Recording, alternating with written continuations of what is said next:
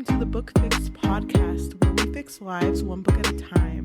I'm your host, Cheli. And I'm your host, Yajaira, and we have a very special guest, the rain. So if you hear the rain, it's been hella raining, okay? Where you're living at. I think outside where I'm at, it's just cold. Oh yeah, it's been freezing over here. I hate it. I love it, but I hate it. My fingers get so... They get so, I don't know, tensed. I hate it. I just want to be warm. I'm so sorry to hear that. I wish I was there. But I mean, if you think about it, it's been a whole year since we've seen each other. Dude. I haven't seen you since last year. I haven't seen you since last year. Happy New Year. Happy New Year. I hope that we all make realistic resolutions, because I know that I don't want to make anything too unattainable, because I don't want to disappoint myself. So, I try to keep it short too. Yeah, because Cheli literally asked me the other day, like, what's your New Year's resolution? And honestly, I hadn't thought about it. Well, we have towards the podcast, but before we talk about things like that, I wanted to ask you how your Goodreads wrap went. Okay, so really quickly before we talk about our wraps, we just wanted to mention that I think it's going to be like a better decision for all of us to just leave Goodreads behind or use it alongside the Storygraph app, because Storygraph is Black owned and Goodreads is owned by Amazon. And like, how much money should we be giving Amazon? You know? So that is like one of... there. Thank you. So that is one of our goals as well. I mean, I already had Storygraph, but it's just like a habit that I really want to incorporate for the year. But for today, we're going to be talking our 2022 year in books that's in the Goodreads app. So for me, my original goal was about 50 books, I think, originally, or it might have been 30. I don't remember what the first one was, but then I moved it to 100 because I was so close to hitting it anyway, near like the end of the year. Mm-hmm. So I did end up hitting 100. Woo, confetti, confetti, confetti. I read 35,969 pages. The shortest book I read was 83 pages. Longest was 771 pages. My average book length was 359. And my average rating was 3.3. The first book that I reviewed, like with an actual comment, was The Unhoneymooners by Christina Lauren. And what I wrote was, the first half of the book was good, but the second half ruined it for me. Ethan was too dense, in my opinion. So you came for both of them, is what you're telling us. Yeah, pretty much. No, not a good book. Not recommended by me anyway. Well, mine, I had a similar goal to you. I had 50 at the beginning, and then I changed it to 100 at the end of the year. And I ended up reading 105 books. I literally read like to the last day. It was so stressful. Your Happy New Year was like reading the last word of your last book. That was your countdown. But I read a total of 29,306 pages. The shortest book I read was 30 pages, and the longest book I read was 671 pages, which shout out Hunting Adeline. Shout out. I really thought it would have been like Den of Vipers. That's what I was going to say. That's what I thought it was going to be, but I mean... Because, you know, that book is just so insufferably long. Yeah, and I guess we can't choose our favorites, but yeah. Right, Den of Vipers didn't make it. It's fine. Shout out. My average book length in 2022 was 279 pages. And my average rating was a 3.3. What? We're the same? Yeah, dude. Oh my Great God. minds think alike. Thanks. My first review of the year was for this manga that I reread. It was based on one that I read before we met, so it was a while ago, and I reread it 2022. And I don't want to read the review because it's kind of embarrassing and extremely long.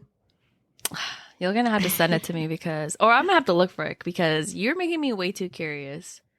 It's not that deep, but I was crying when I read it. I cry over everything. It's true. She does. I can confirm. But to be fair, so do I. It's okay. But what is your new Goodreads goal, or your books for the year goal? So I don't really want to stress myself out. And I don't want this to feel like a chore, you know? And so Cheli and I decided that we're going to try to film 8 episodes every month. So 8 books per month would be 96. So since that's so close to 100, I just put 100 because I feel like I will read a couple of personal reads, hopefully. So yeah, I think that's attainable. That is attainable. What about I didn't you? wanna aim. I'm the same because we're reading a lot of books for the podcast, and I didn't want to aim too high, but I do read a lot of graphic novels and manga, so I did put 120. Yeah, that's attainable, I think. And it's funny because I guess you could say I was less aware of my reading goal until maybe November and December. But this year, I started off hella aware of my reading goal. So I'm over here like, okay, I need to make sure I read 10 books a month. I can't fall behind. Yeah, and I felt so weird that I hadn't read anything yesterday. So the book we're going to talk about today, I started it yesterday. And I was like, oh my God, I can't even mark it as complete. What am I? Wait, you just started it? Yesterday? No, I started it yesterday and I finished it. I want to say like an hour and a half ago. Yeah. But me too, though. We literally just finished this book like an hour and a half ago. It's so crazy because normally we're ahead of the game, but because of your reading goal, and I was really sick, we just couldn't get started on this book any sooner. But I do want to say it didn't feel like a chore. I don't want you to think it did. What do you mean? Reading the book? Yeah, reading the book. Because like you said, it might start feeling like a chore for us if we're reading a lot. I was good. I loved it. Okay, well, great. I loved wait, let me rework.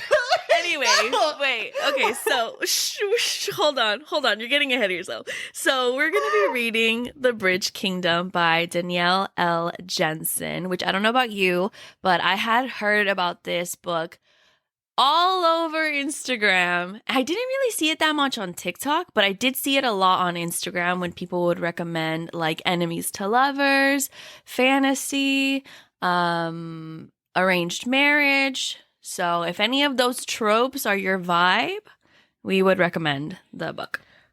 Yes. Did you want to start off with a summary? Yeah. So I actually wrote a summary, but feel free to add anything that you would like. So the summary that we're going to give is going to be it's going to have less spoilers, but once we get through it, we are going to include spoilers. So if you would rather go read the book first, I would suggest you go do that first and then come back. So my summary is, in this fantasy world, Ithacania has the upper hand over other kingdoms because they are in control of the bridge, which is in charge of exports and imports of many different types of items and goods. Our main character, Laura, is from Maridrina, that has suffered from neglect from Ithacania, and to uphold a false peace treaty, Laura is forced to marry the king of Ithacania, which is King... How does she say it? No, it's not Aaron. It's Aaron? What? Yeah, it's not Aaron. Which is King Aaron. But what the king doesn't know is that she is trained to overthrow him in hopes for Maridrina to take over the Bridge Kingdom. It's not Aaron? No, it's Aaron. My whole world is spinning. It's Aaron. It's like RM, but RM. Okay, I guess. I feel like I just said the same thing twice. Sorry, I am a BTS army, okay? Leave me alone. Stop. RN. RN? Yeah. Well, that's how the audiobook said it, okay? And obviously what the audiobook says is law. Well, that's not how my heart said it, so. Anyway, let's get to us guessing how the other person would feel. Wait, are we just like not gonna address that? What? I want to reiterate that I liked reading the book. No, No. It's okay. She's over there Walk sweating. out. I am sweating. She's cold as fuck and I'm sweating. To anyone who is listening, Cheli is changing her rating as we speak because she's been caught in 4K. I want to say, I'm not promoting drinking or anything, but I'm like 5 beers in. So No, okay. TMTI. No, but like, I mean, I don't want to justify what I slipped out. No, no, please. Okay, no. It's fine. Anyway, It's I would whatever. also It love doesn't a shot of tequila. I'm just saying, dude, it's been a God. minute. matter. Okay, so now we're going to get to the part of the episode where we're going to guess what the other person would rate the story, because Cheli and I, we don't tell each other how we feel before, coming into these episodes. Normally, we don't slip up, but you know what? It's okay. As my good girl Hannah Montana once said, we all make mistakes. Oh, no, everybody makes mistakes. Whoa, am I drunk? Am I drunk? Sorry, Hannah. Sorry. I didn't mean to misquote you, Miss Montana. Wow. You're making mistakes about quoting her saying we're making mistakes. I love it. Anyway, so, do you want me to guess first, or do you want to guess first? Yes, but can you guess what you thought before I slipped up? No, I can't. Why? Because I just can't. It's too juicy. I have a feeling that you're going to give this book a high rating. But here's the thing. I don't know if you're going to give it the high rating, because I know that in the last episode, you said that you were going to be more strict, You were going to be a harsher judge this season. You are the Simon Cowell of this season. Oh my God. Thank you, I guess. of this season. By season, I mean year, okay? The year. No, this season. I'm going to guess that you would give it a 4.8. Why? I just think that, not just because of your slip up, but also maybe because you really vibed with Aaron, as you would say, although it's RN, but it's cool. Aaron. I just think that you really liked his character. I think you liked the fantasy world that was built. And yeah, that's just my guess. I don't know. Want me to write you a whole dissertation or what? Yes, please turn it in by 5. Okay. Oh, 5. It's almost 10. Okay. My thoughts for you is I'm also kind of on the fence with you thinking that this is a 5, because I do think that you liked it. But wait, hold on. I wrote it down. There's one thing that I think that gave you the ick. Oh, the ick? Okay. Yeah, I think it gave you the ick. And that's a word I learned last year. So yeah, you did. I love that. I think I'm using it correctly. I think it gave you the ick. And for that reason, I think the highest you would give it is a 4. Okay. You know what's funny? I think the last time when you used it incorrectly. Because I didn't know what it meant. Are you going to tell me what you think gave me the ick? Are you going to remember as we talk about it? Do you want me to tell you? Yeah, tell me. I'm excited. I think after the halfway point, I'm going to say after 80%, because 80%. Right. After that point, I think you had wanted the characters to be more honest with each other, and their dishonesty probably got to you. Specifically, Lara's dishonesty. Okay. All right, so how do you want to start the app? Should we talk about Laura? Yeah. Can we talk about... I feel like in order to know, or in order to understand how we feel about her, I think we do have to talk about her upbringing a little bit. Yeah. She was raised pretty harshly by her father, King Silas? Cyrus? Yeah. No, Silas. And she was pretty much trained to be a warrior, and she has 11 sisters, so they were all confined.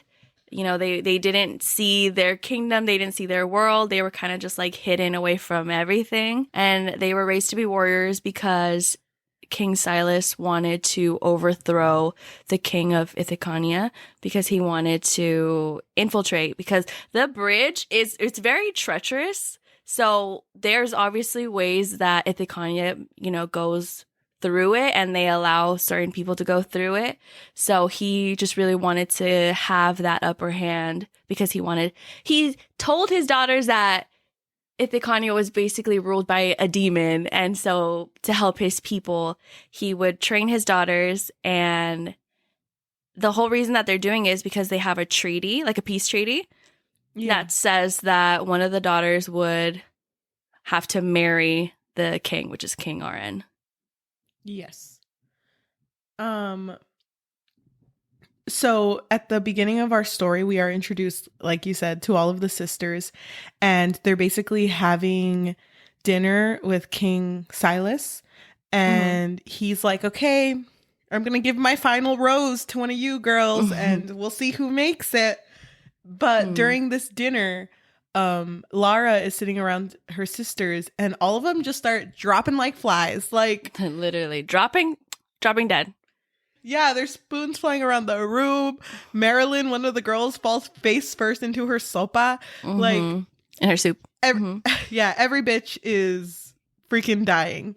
And Lara basically is the only one, along with King Silas.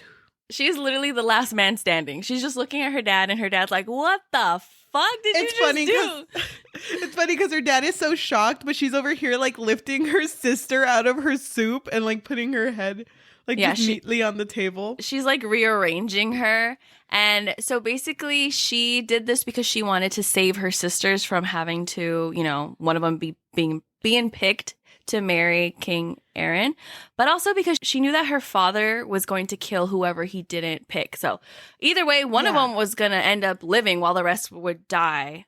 Allegedly. Yeah. But when you're reading this, though, at first it's supposed to show... Or it's supposed to seem like Lara's heartless. Like she just poisoned all of her sisters. But yeah, she did just drug them with a drug that's supposed to just make them appear like they're dead. And then she gave them an out to escape and to find freedom in Maridrina. So. Yeah, and it's really sad because there is the head of the arms, which is named Eric. And it's so sad because he pretty much, like, raised these girls. You know, Laura saw him as the father figure. And when he realized what she had done, he, like, killed himself. It was so sad. And the dad was just like, yeah, he was a great guy. Anyway, pass the soup. Oh, my God. Dude, I was so shook when that happened. The detail that I really liked was the fact that Eric would call her cockroach because Lara was not the best. Like, she was not in the top of her class. She was not the best, like, because they had different, like, sections of things that they would train for.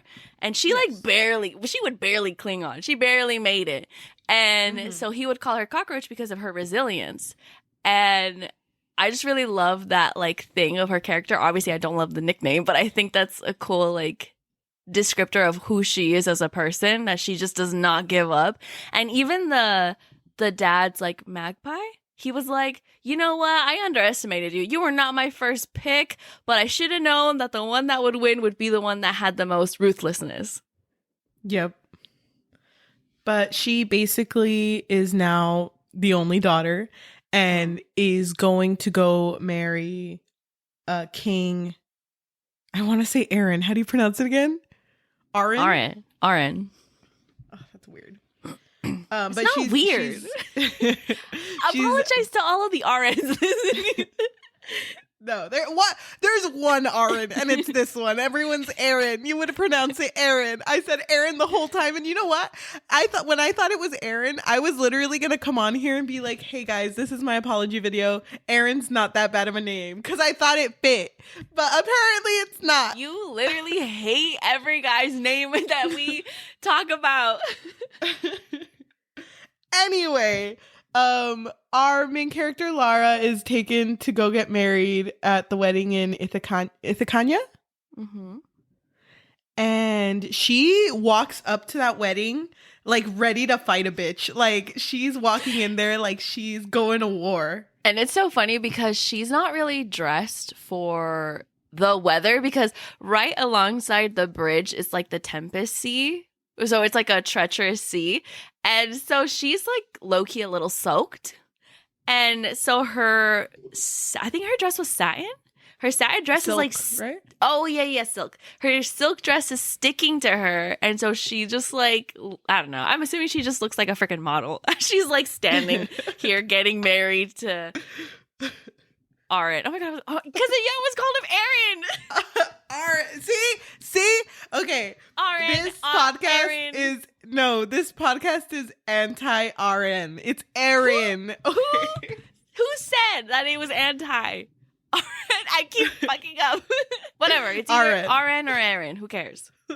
Go ahead. Okay. Continue. Throughout the story, we get to see Lara as she is here trying to basically overthrow a kingdom. Yes. Yeah. And she's so good at it. Oh my She's gosh. so She is good. so smart. She's so good at evading them too. Because there's a scene where she's with RN's grandma. And she like easily slips in like whatever tonic she wants to in their drinks to knock them out. And then she'll like slip out and she just like she just somehow found the team, like RN's team. And she's like watched them as they did like their secret passageway. And even when, because there was also moments where RN obviously didn't trust her. He obviously would blindfold her when they would go through the bridge or when they would go through like the sea so they wouldn't have to go through the bridge. She would still be like trying to pay attention to everything that was happening around her. Yep. I think that she was a very strong female lead for a book. And I liked seeing her, I guess, her inner turmoil with like what side she really wanted to be with. Because I like that she didn't just all of a sudden be like, you know what? Fuck my dad. I'm going to be with this bitch. I don't even know my Come father over here, like Aaron, or whatever the fuck your name is. But I like that it was so hard for her. And I liked going through that journey with her of trying to decide what she thought was right and wrong. Yeah, because it was really realistically done.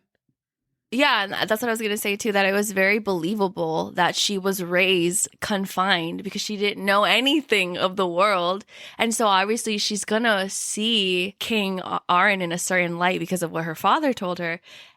And so I liked that it was believable that it took her a while to really open her heart to see that he wasn't so bad. And I also liked seeing the connections that she made with like his people and like his cousin and his sister and Jor. Yeah. Yeah. So I liked seeing that. And then I also liked that when she did start to fall in love with Aaron, it wasn't like okay, I love him now, let me go leave my dad. It was more of a, damn, when he finds out, I'm just not worthy. She was still planning to fake her death and escape because she just felt so bad. Plus, if she failed her dad told her, like, I'm going to find you and kill you if you don't make this happen for me. So either way, like... Dad, but I love him, Dad. I'm glad that we both like the main character. No, I loved her. I thought she was so badass. I love that she had to restrain herself from from kicking everyone's ass pretty much because she didn't want to let anyone know that she could. So when she started killing people from, what was that place called? Armadia, I think.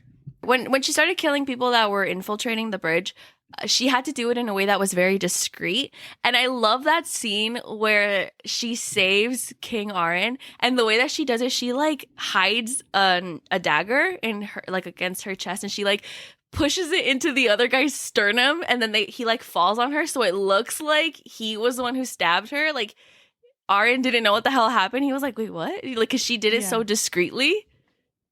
But then when it was like looked at too, it was like, oh my gosh, she hit like the perfect spot.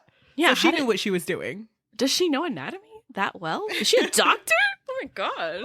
God, I'm married to a doctor? What the fuck? Yeah. So I definitely loved her character. I thought she was badass. I thought her growth was like amazing. Or I guess her journey was amazing. So that even when she did start to realize that her father was actually the villain this whole time, or just like the bad guy, she was so angry at the deception and the manipulation that she was like, I'm going to kill him one day. I'm going to find a way to kill him myself because of the manipulation. Moving on, we have our second main character, Aaron, King Aaron. Just to give like a bit of like a background to him, he is the king of Ithacania. He's replacing the past king, which was his dad, who had died in a boat accident a year prior.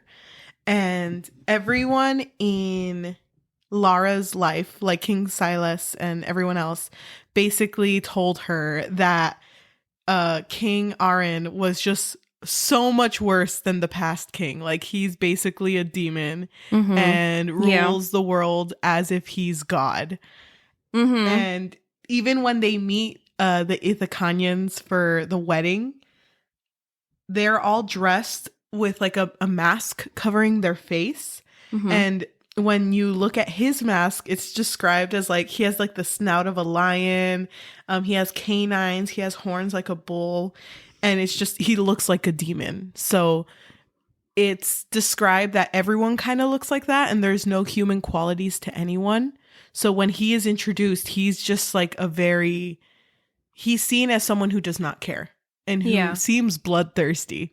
But it's quickly, like so quick for you to realize like, oh wait, he's actually kind of a nice guy who just cares about his kingdom.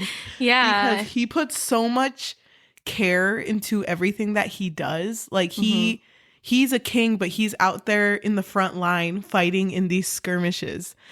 And he has a sister who is supposed to be married off. Yeah, who's supposed to be married off too. But he's like, nope. No bitch is marrying my sister. Because there's two treaties. And so since he upheld his side of the treaty, his sister's like, well, I need to also uphold my end. And he's like, no, you don't have to. Like, I'll figure out a way to bypass that, because he doesn't want his sister to pretty much have to go through this as well. Because also at this point, he doesn't trust Laura, especially in the beginning. Yeah. Like, his heart is saying, she's a spy. Low key. I can tell in those eyes. She's seen some things. Yeah, and even he, as a king, he's like, I've sent out spies. I know what this shit is like. Like, I know how they're supposed to act. Yeah. Seducing him. He is so kind-hearted.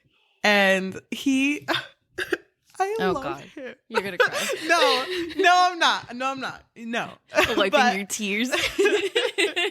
I just think that... What if we both started crying? I'm not gonna cry. Okay, I'm You're down gonna cry. But I just think that his character development throughout the story, well, like, he remains the same throughout the entire story. But I think that seeing him go from this person who doesn't trust her to trusting her completely, that fucks me up. Yeah.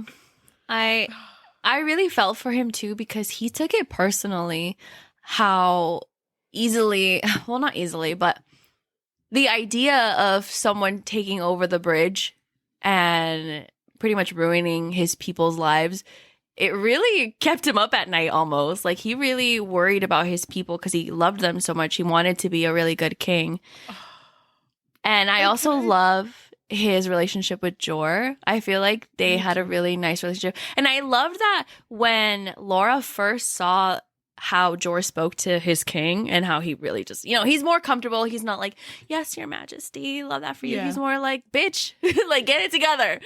And so she really was surprised by that, because she was like, my father would never let anyone talk to him like that. So she was able to see Aaron's character with that relationship as well, because obviously Jor was like his right-hand man. So I loved his relationship with like his people as well as like his sister, and his grandma was cute too, I guess. She drove me crazy, but she was cute. Yeah, he was such a smooth talker too. Just like his way of being with others is such a like charismatic. Yeah. Oh, and he's hella charming, and he knows it too. Yeah, he which does. I fucking love that he knows it. Because there was this one point where Lara and him had to disguise themselves. Mhm. And then it was like, don't you get it? You're going to be the cousin and I'm going to be your charming other cousin. It was like, shut up. Oh my God. Yeah, I thought he was hilarious. I loved their banter together, him and Laura. I thought it was really cute. And on the more like romantic side, he really, it's not that he loved her right away, but I think that everything changed for him the moment that he noticed that she was scarred, because he was like, who did this to you? Which, I don't know if anyone knows, but that's one of my favorite tropes. The who did this to you? Dude, when that popped up, slaps. I wrote a note and I was like, dude, they fucking didn't. They pulled that card. Hell yeah. I live for that shit too. No, but honestly, like, who did that to her? Well, we know, but he doesn't. So, I really loved that when he saw that on Laura, immediately he was like, that is never going to happen to you here. I will make sure that no one lays a hand on you. Because I think he knew how terrified she was because she was having a nightmare. Mm-hmm. And I don't know. I just really love his character and how caring he is, even though there was a huge possibility that she was a spy. He was still really nice to her and kind to her. And I also really appreciated that he didn't try, I guess, to force a relationship to happen. It kind of just happened naturally. And it was, I don't know if it was the same for you. Does this count as a slow burn? Because damn, I was like, you guys made out once. Dude, it was so fucking slow. Make out already? Damn. Dude. And that's why I said it didn't take, I think it was up until 80% where they actually confessed. Yeah, so, that took forever. But it was worth it, though. It was so worth it. Something controversial. And we can cut this out if it's too controversial. No, why would we? Because it might garner hate. Oh, okay. We'll talk about it then. Go. Okay. Okay, I want to start off with one thing. The cover of the book is hella lacking. Like, when I saw the cover of the book after both of us were like, okay, let's start reading. Okay, I'll talk to you tomorrow, because we were on the phone. Mm-hmm. I, like, opened the book, and I was like, oh. Yeah. Mm-hmm. And I went in with an open mind and an open heart, because I was like, don't judge a book by its cover, because to connect it, the last book I judged by its cover was Cruel Prince, because I thought I was going to fucking love that shit. But look at how that ended up. You love that shit. Connecting that. I think this story is very similar to Cruel Prince in the way that it has so much like of the world's politics that it's dealing with, but it has like a sprinkle of romance. Of course, there's more here than there was in Cruel Prince, but I think this is what Cruel Prince wanted.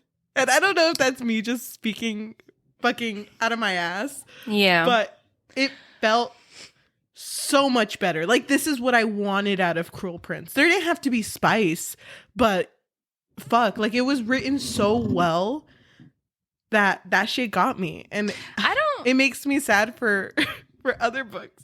Like, I don't know if I agree with that, because I didn't even think about the Cruel Prince, like, at all. I did. Oh my, hello? A girl who's just walking in like, I'm gonna fuck a bitch up. I feel like you just compare the Cruel Prince to a lot of books because you're so disappointed by that book. I am very disappointed. You always have it in the back of your mind. Join us in the next episode where I compare Cruel Prince to the Holy Bible. Oh my God. But yeah, no, I didn't think about the Cruel Prince at all. I didn't really see a comparison between the two. I did, because they're both, in a sense, I guess, enemies to lovers. And I mean, we've read a few enemies to lovers. I can't think of any off the top of my head right now, but I just thought this was done in a very organic way. Mm-hmm. So I appreciated that a lot. And it did hit you with those fucking those cliches, like the who did this to you. Mm-hmm. When they're staring at the sky and she's like, it's beautiful, and he's staring at her and he's like, it is. He didn't say that. No, but he thought it, because he was I remember thinking like, oh my God, it's gonna be one of those moments, but it wasn't, because he was saying but he thought that shit. No, I thought that shit. I really liked I really liked his optimism, because there's a moment where he tells someone, I can't remember. I'm just looking at my highlighted things, where he says, I hope, well, he tells her actually. Let me, hold on. I'm going in circles. There's a moment where Aaron tells Laura, I hope our marriage will be the first step towards a future where my people's lives aren't tied to this ancient piece of stone. Because there were many moments in the book where he really felt like people cared way too much for the bridge and not enough for the people. Because he really tried to make it fair, like to do like the importing of goods between different kingdoms. He tried to be really fair in that sense. And what we learned through him, when he realizes that Laura is a spy, we learned that King Silas was just being greedy. Like, he would use up his resources, or he wouldn't really ask for food. He would ask for like weapons and steel. So he made it seem like, oh, King Aaron is holding back his end of the bargain. He's not giving us shit. When really his people were suffering because he was just being greedy. Like, he just wanted to have control over the bridge and not really care for his people's well-being. But yeah, I just really loved Aryan's character, because even when he realizes that Laura has no idea what she's talking about, he's like, you know what? Let me go show you. Let's go over there so that you can see. That hurt though. Like, after she had already gotten it, he was like, no, bitch, we got to stay for more. You got to see more. Yeah, we're not done yet. Mm-hmm. I do want to say that I kind of like that his views and his parents' views kind of parallel the argument that he has with Lara, because the first time that they kiss, it's like such a big thing, and like the feeling is so strong, but then he like pulls away and basically says, I need you to help me make this stop. I'm tired of fighting against the world when what I want is to fight to make Ithkanya part of it. And then she's just like, bitch, it's never gonna stop. And if you think that it is gonna stop, then you should just go fucking die. And she said go drown yourself or something like that. Yeah. Which was so rude of her. But she also says that, like, Ithakanya has everything that everyone wants, and no one's ever gonna stop, like, their quest on trying to take it. So this is just the Ithakanya you have to live with, and just live with it. And I think it's, like, cool because it kind of goes with, like, the argument that he brought up that his parents would constantly have, which was the fact that his mom would always be like, yeah, we can live with it, but living isn't being alive. And it made me sad. Yeah, it made me sad too, because I thought it was interesting how he said that his parents rarely fought, because, you know, that means that he did grow up in a loving household. But that was the thing that they fought over the most, was like how cruel they would be to, you know, the people that would be infiltrating. Yep. But how did you feel? What the other thing that I liked about his character was that he wasn't like a pushover, because there was a scene where Laura first witnesses him having to kill, like, you know, people that are infiltrating the bridge. And she's like, no, like, you have to show them mercy. Well, she's just like playing a role here, you know. It's not serious. Well, it's kind of serious, but not serious. And he's just like, no, kill him. Like, because he cares so much about his people. He says, if I let them live, then I'm pretty much putting a death sentence on my people, because they got this far, they can get further next time. And they don't talk for a while after that. And I like that when they do talk, and she's like, did you find pleasure in it? And he's like, well, not pleasure, but I was satisfied. Like, he doesn't go back on what he did.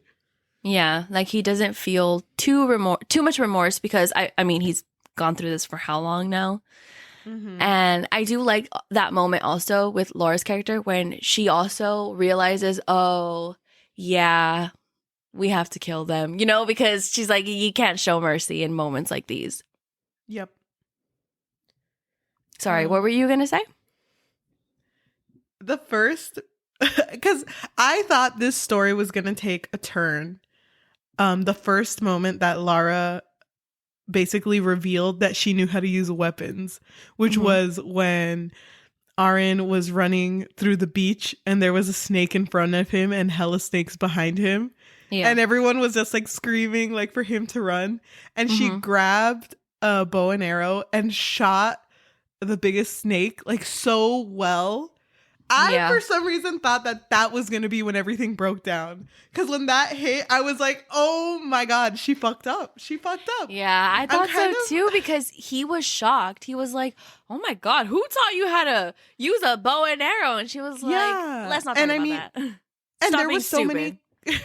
Shut up, Aaron. Okay. Sorry. But there were so many close calls beforehand with her revealing her true nature, I guess, that I'm so disappointed that they didn't catch on when that happened. You know, like they didn't, because she played it off as like, well, you guys never asked. And it's like, they were in a war. You would have brought it up if you were in a war. Yeah. No, yeah, that's true. I feel like he always had an inkling, though. It wasn't until he took her to Vencia and she saw how badly his dad treated his people that seeing her expressions, that's when it hit him. When he was like, oh, I married a spy. See, I knew it, but I can see it now in her eyes. Because of, you know, the look of disappointment, of horror. Because I feel like her whole world just turned upside down and it was very obvious in her expressions. And he caught on that. It makes me sad too, because when he realized it, it was like in his, not point of view, but in his side of the story. And it was like Lara was a spy. The woman that he had goddamn fallen in love with was a spy. And it made me so sad because even at the point where he was set to kill her, it didn't seem like he could do it. None of the times where he felt like he should have killed her, he couldn't do it. He was in too deep. He was. But either way, he's a nice guy. He's a really nice guy. He would never kill his wife. No, he wouldn't. He loves his wife. Love that. Exactly. But it made me so sad when they had left Vencia and they were on the boat to leave. And I think Lara made eye contact with basically the spy of her kingdom. I forget his name. Magpie? The magpie? The Magpie? Magpie? I think it's Magpie. Or it can be Magpie. I'm not sure. But it made me so sad because she turns to Aaron and she's just like, I can't let them take me. They'll make me talk. Yeah, he says, don't let them take me because they'll make me squeal. Yeah, and she tries to unalive herself, right? Does she? Everything happened so fast in that moment. I don't remember. Yeah, because he caught sight of her knife and was realizing her intentions and just said, put it away. I won't let them take you. Oh, you know what I thought? I thought she was gonna fling it at him, but that makes more sense. Yeah, because I think she would have rather unalived herself than them make her talk, because they would have. So, can I mention something? Before they went to Vencia, she was really mad at him at one point and basically was fuck this bitch and went into his room and used invisible ink to write basically how to infiltrate and destroy. I don't think she was mad at him. Wasn't she just like, because she was swayed at that point. She was like, oh, everyone's so nice here. Oh my God, what am I doing? And then she was like, no. It doesn't matter that everyone is super sweet to me. Doesn't matter that I low-key like this guy. I have to be loyal to. Oh, you're right. What was her place? I think she was Maridina? Yeah. I think she was just overwhelmed with how much she felt herself being swayed. Exactly. So she was scared. And so what did she do, Cheli? She basically got 26 pages, like blank pages, out of his desk and wrote strategies to infiltrate his kingdom without being caught. At that rate, she had seen enough now of how they went through the bridge. Oh, can I say something really quick just to kind of add to how deep she was into him? Of that one scene where they're looking at the stars together and he's basically just like hella winning her over. I had written before, like, oh my God, he is gonna win her over and it's gonna be such a big deal and everything. But then starting the new chapter, she was just like, yeah, he's everything, but he's also nothing because he's just a handsome man who happens to be too charming for his own good. I bitch. remember that. I was like, damn.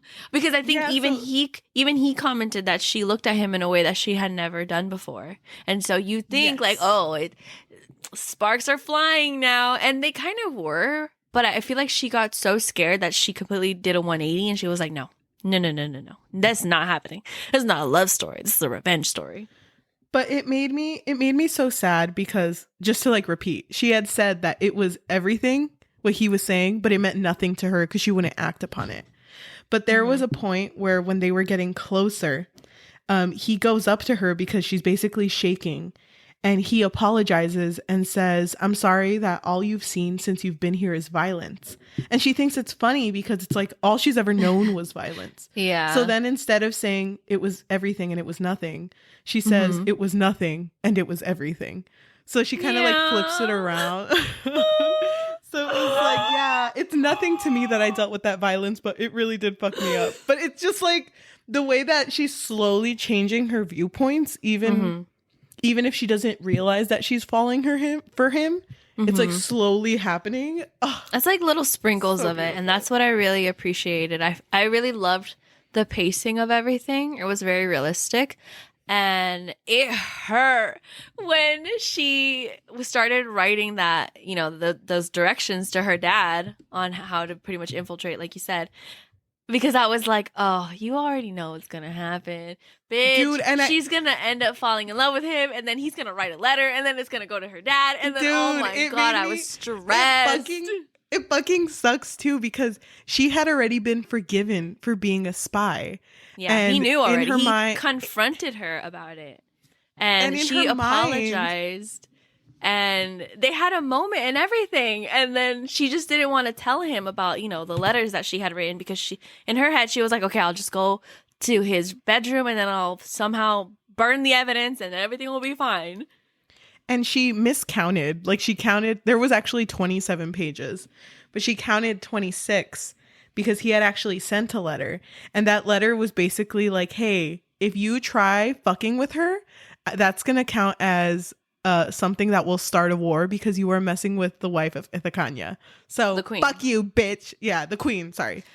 No, well, actually, he had already sent the letter before she destroyed the evidence. So he wrote a letter. No, yeah, exactly. Sent it because he didn't want to tell her what he pretty much, you know, because he threatened her dad. So he didn't want to tell her that. So when she got into his bedroom, she like destroyed the evidence, kind of. And so she thought she was in the clear. But really, he had already sent a letter, so it didn't even fucking matter that, and it sucks, too, because there were 2 instances after that where she was specifically asked, like, did you have any correspondence with them? And she had 2 instances where she could have said something, and she didn't. She was like, oh, well, I mean, honestly, I could have, but I didn't, I swear. And you know what? I understand because she did want to be viewed as like someone that he can trust. And that is a very untrustworthy thing to reveal.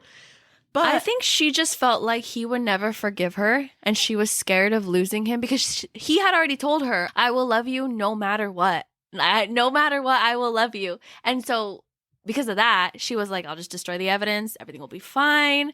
And now she felt more worthy of his love because, you know, there would be nothing that she really sent because she didn't know about the letter. You know what's one part that I thought would have given you the ick? You just told me. I thought, no, it wasn't that one. I thought, because for that one, I understand where she's coming from. But I thought what would have bothered you is the fact that she spared all of her sisters because they did talk about it beforehand. And well, she told him that her sisters all died. And he was like, God damn, all 20 of them? But I understood why she didn't tell him, though. Because if her dad ever found out, then he would go find her sisters and kill them. So she did it out of love. Like, it wasn't like You know, it's that type of lie where it doesn't really affect you. You know, it affects someone else. But they were trying to be honest. I wouldn't tell him either. Excuse me? Those are my sisters. That's none of your business. Really? I think that he was at least owed that. No. I feel like that's something. No. That's something. Okay. You don't have to reveal that you would like fight people and freaking nurse them back to health just to fight them again. I'm okay with just leaving that one in the past. No, I feel like that's more important because that's pertaining to her character. That's her thing. The other thing would affect her sisters. But it's also pertaining to her, the fact that she spared them. Like, I feel like that's actually kind of a win for her. Like, hey, I just kind of poisoned my sisters. But well, I mean, like, kill them. And it's like, whatever. Babe! I feel like it would have been more, like, it would have been nicer. And honestly, like, as soon as she didn't reveal that, and as soon as, like, the chapter, or we reached the chapter where things were a little off, like, Eli had the lamp off, it was too quiet. I knew that shit was just gonna fucking bite her ass. Bite her in the ass. Yeah, no, same. I felt it when I saw that I was 2% into the story. I was like, oh shit, it's about to hit the fan right now. I just felt it in my bones. When it said, oh, hello, sister, I literally thought it was the brother. So when it was the sister, I was like, what the fuck, Mary Lynn? Your head was in the sopa, like, in the beginning of the story. So remember, all of the sisters were trained to be assassins, pretty much. And so her sister was so cunning that she was like an actress, like, because Laura would describe her sister as being really nice, but she wasn't. She was a total bitch. Yeah. It sucks because everything is revealed there. And everything looks so bad on Lara's part. Because it's like, oh, is this bitch lying to you? And Lara didn't know what to say. So she was like, Aaron, I love you. Like, I love you. But that's the first time love you. saying it. I thought she had said it, but wasn't she like, weren't they like she asleep? It. Yeah, he was asleep. So she never said it to him. So she never actually said it while he was awake and conscious and sober. So yeah, that was the first time she told him, I love you, babe. And he was like, do you love me? Or are you just manipulating me right now? Dude, which maybe she know what was the biggest heartbreak in this whole story? The fact that Taryn died? Yeah, and that she died off screen. Like, she didn't even die within like my realm. It was just like, oh, she's dead now. And it's like, fuck, the person who didn't even want to be a soldier died. I know! Dude, you know what? If they would have shown her death, I would have been so fucking heartbroken. I mean, I'm still heartbroken. But, damn, like, it makes me so sad. Like, she didn't even want this. She had big dreams. And she got close to Laura, so that death really hit. It could have hit more, but it hit. Yeah, it did. And it sucks too. Okay, you're going to have to explain the ending a little bit to me, because I know that when it had reached that point, he was basically going to kill Lara, but couldn't. So told her, you need to get out of here or you will be killed. He had told her before that if his people knew that she was a spy this whole time, she would have to be executed because it's treason. And so when he figured out when Marilyn pretty much told him how his sister was really, or what her whole plan was, she shows him the letter that she had sent out, or he had sent out with the invisible ink.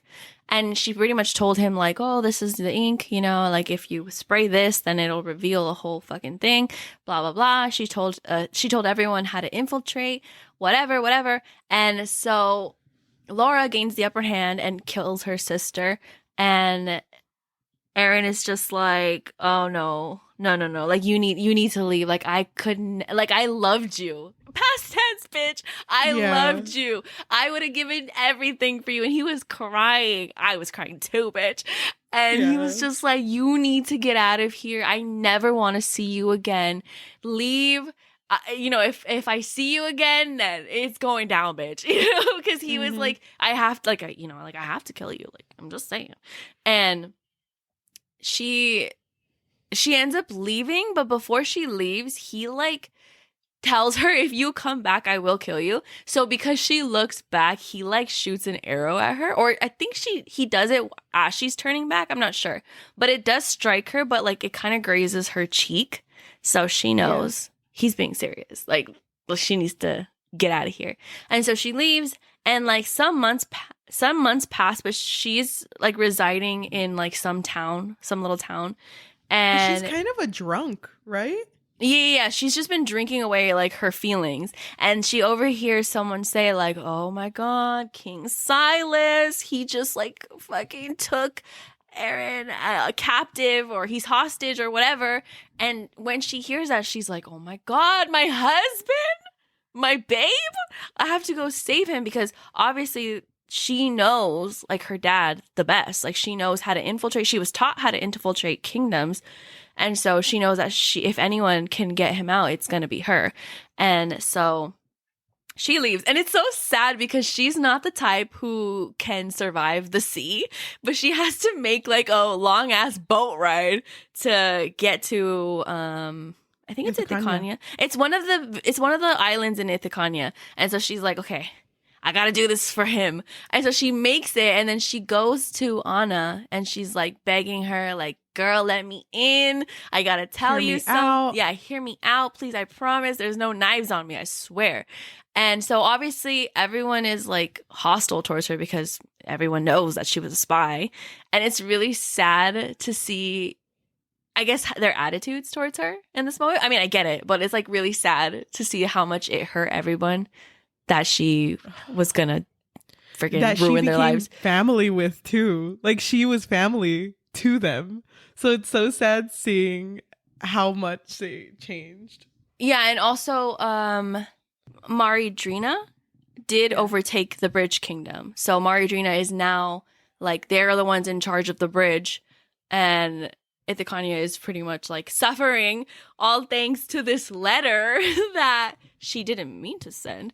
So she's over here offering her aid, right? She's like, if anyone can get him out, it's me, tag me in. And they're like, you. I fucking love how this book ends though, because they're basically like, you turned on us, why should we trust you? And she ends with a quote, and it's, you need me because I am the queen of Ithaca, and it's time my father was brought to his knees. Oh, that's my God. Thing. That's such a good line. When I read that, I was like, yes, queen. You bring him to his knees, queen, for manipulating you, for lying to you. Also, she's going to go find her sisters because they're all trained for this. And she's going to, with the help of her sisters, I'm assuming, they're going to infiltrate wherever Aaron is at. Does it mention him? I keep calling him Aaron now. Thanks. Thank you. I mentioned what? That she's going to go find her sisters? Yeah, it was like on the last page. Oh. Well, she said that Oh, yeah, you're right. They owe her like a debt, so. There were 10 other young women out there who owed her a life debt, which she fully intended to call due. I fucking love that. Yeah, so a little reunion. Little family reunion. I know. So cute. Let me poison you just like old times. Oh my God, guys. But this time, for real. Who has the poison? Take a guess. I hate it. I really loved that not everyone was Team Laura, because I felt like that was really realistic. Anna was very much like, I don't trust this bitch. She never really liked her. She was like, there's something off about her. And even the grandma, which I forgot her name, but the grandma was also like, girl, I was a spy too one day. I can see it in your eyes. You're one of us. Yeah. Dude, this story, like we both said at the beginning, we read both of us read the story in a day. I felt like I lived many lives today. Same. And it was so funny because Cheli texted me like, bro, I'm really trying to remember the politics in this story. And I was like, yeah, I'm doing math equations over here. Like, serious, like there's so much that's happening. And it took me a second to figure out who was from where. I was like, okay, what even is Ithaca? Because it's like little islands. And that Yeah. whole thing is Ithaca. But they're also they were in charge of the Bridge Kingdom, which was like the whole bridge. So I was like, damn. And it was so sweet when Aren pretty much, when he gives her that emerald and he like 'cause tells her favorite her, color is green. yeah, and when he tells her like the names of all of the islands, because like he's letting her in, he's like telling her the family secrets. Dude. I really felt for him. Did you feel like he was angry enough at the end? Was he angry enough? It hurt me. It felt like he was angry at me. Hello? I know. Me too. I was like, what did I do? It hurt the fact that I know that he couldn't do it. You know? That fucks me up because it's just something he has to live with. And now that he's captive, now he's alone with his thoughts, and that's a scary place to be. I know. I hope he's not like too hard on himself though. Because obviously, like, this all is kind of his fault. So, I mean, I know. you told her all your secrets. He was so trusting. I know. But you already know I freaking live for a good like betrayal. So when it actually happened, I was like, oh, fuck yes. I was like, damn, this stings, bitch. It was so good.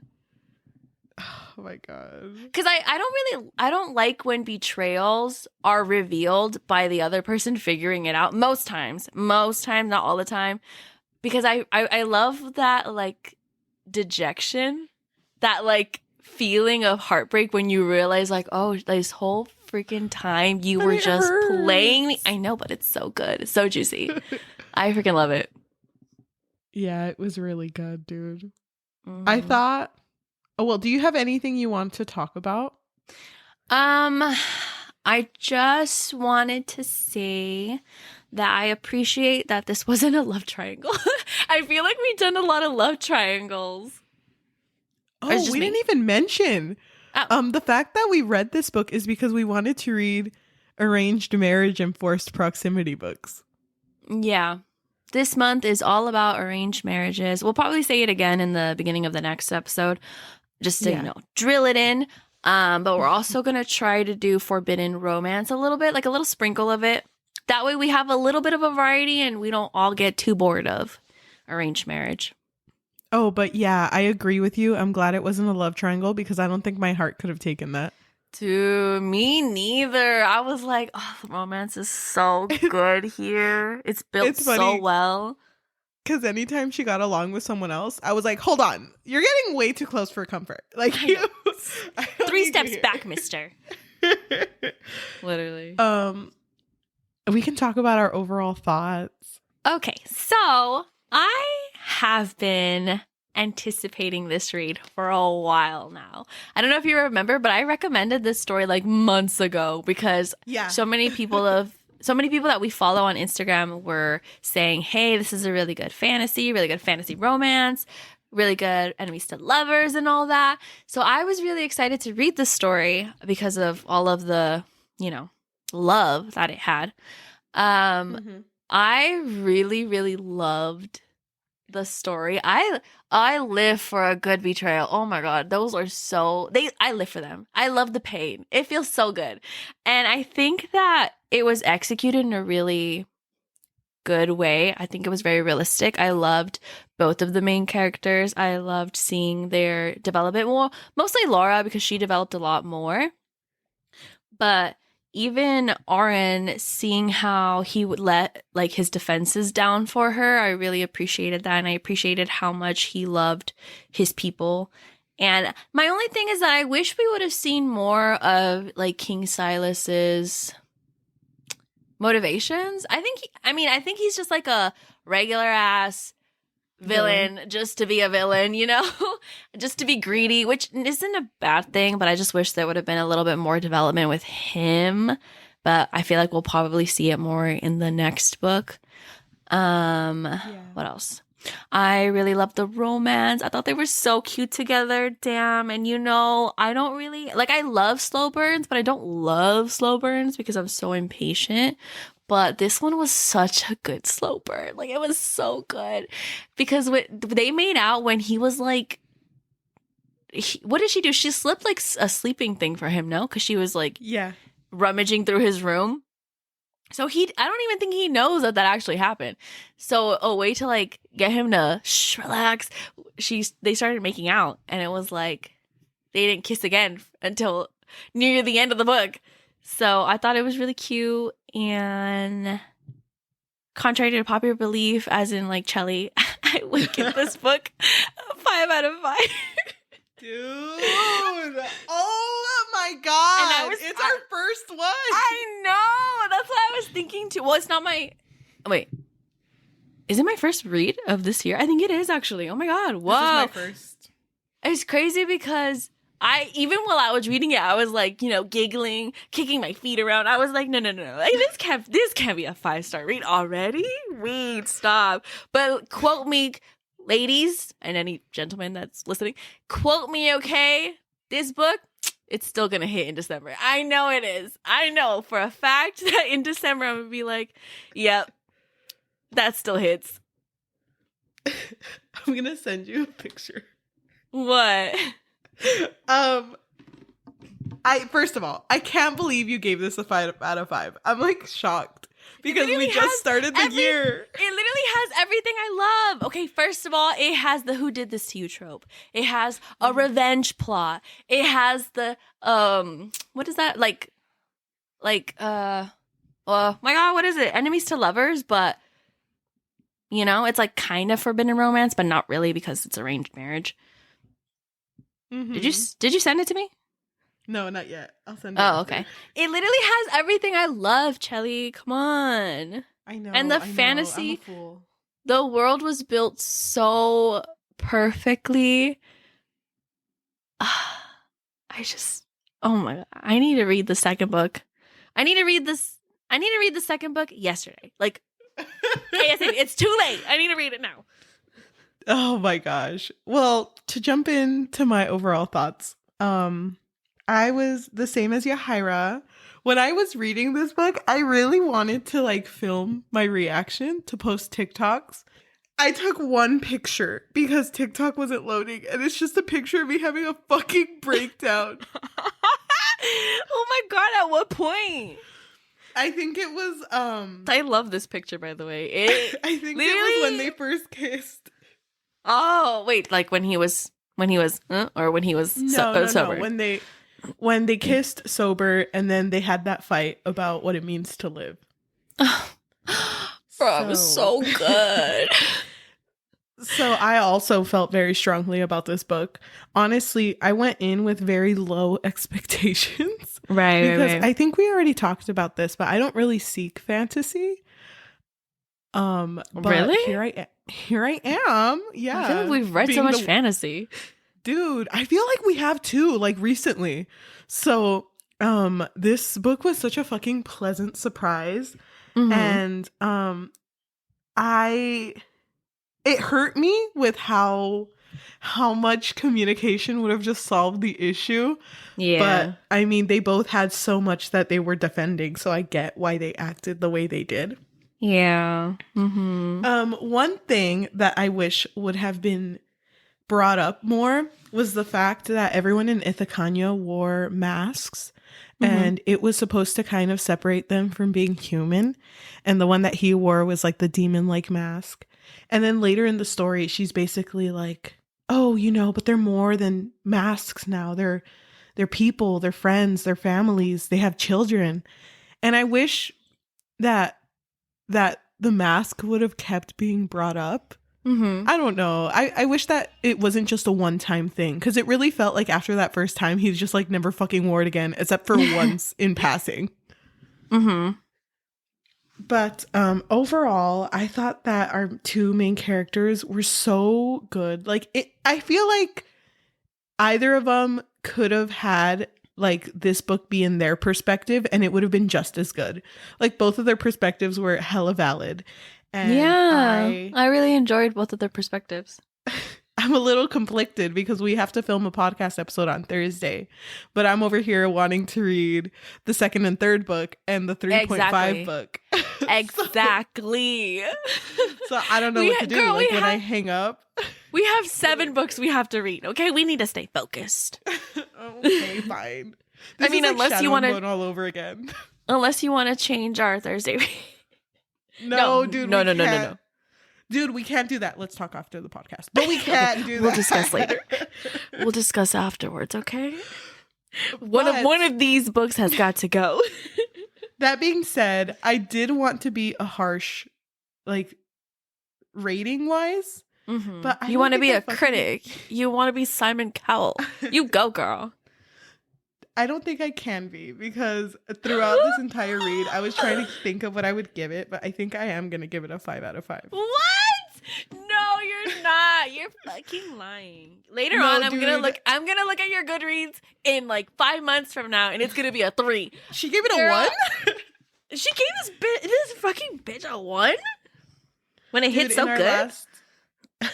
To everyone, in our last episode, I had mentioned that I had rated and reviewed everything too late.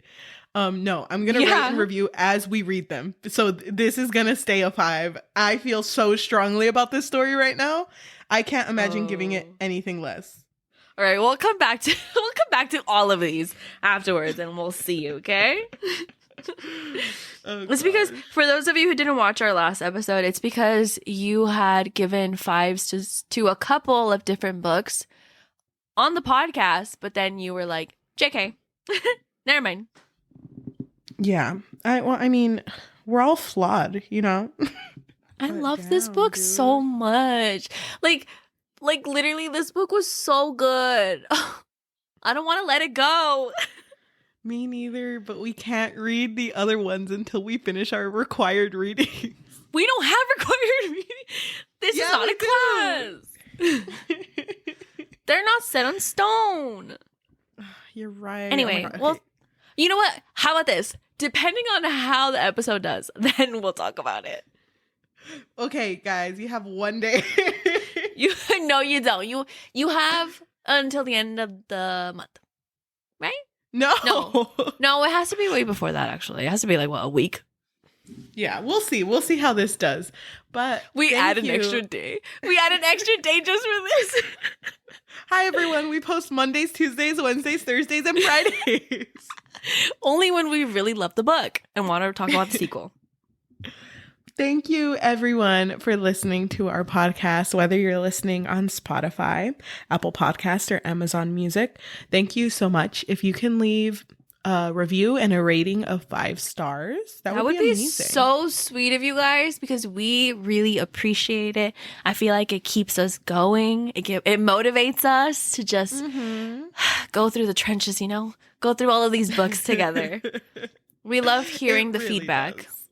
Mm-hmm. And if you are listening and watching us on YouTube, thank you so much. If you can comment, and subscribe. I know that these next few episodes are going to be audio based, so please bear with us as we're trying to just get through life right now. Yeah. At the end of our episodes, we roll a dice, and if that dice lands on an odd number, we read a negative review off of Goodreads, but if it lands on an even number, we read a positive review off of Goodreads. We only have a digital dice, so I'll just make the sound effect and you can roll. We got a 3. That is a negative review. Oh my God, you already wrote a review for the book? Yeah, I did. I was like, you know what? No takesy backsies. This was written by Miss Naisways, and she gave it a 1 out of 5. DNF'd at 80%. Unpopular opinion. This was boring and was pretty much like every enemies to lovers book out there. Though the fact that they started as enemies never really was conveyed well. It wasn't 100% believable, and I just didn't feel it. I mean, the second they lay eyes on each other, they almost started drooling and pretty much never stop. The need to vomit was real. The story itself dragged, was predictable, and lacked depth. Thank you so much for listening, and we will talk to you later. On Thursday. Bye. Bye. So, are you opening up the second book? Or what? I've already started reading it. Oh my God. Cheli. Can you read it to me tonight as a bedtime story? Okay. We're not going to sleep until we finish it. Oh my God. Yeah. Right.